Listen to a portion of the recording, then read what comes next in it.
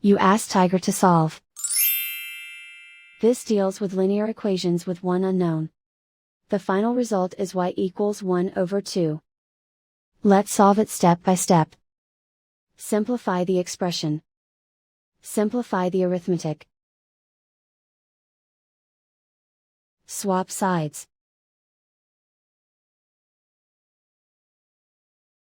Group all constants on the right side of the equation. Subtract 12 from both sides. Simplify the arithmetic.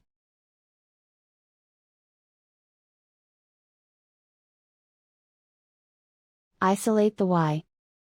Divide both sides by 4. Simplify the fraction.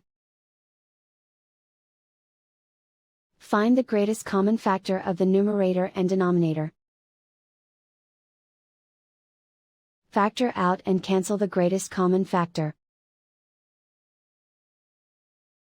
And so the final result is y equals 1 over 2.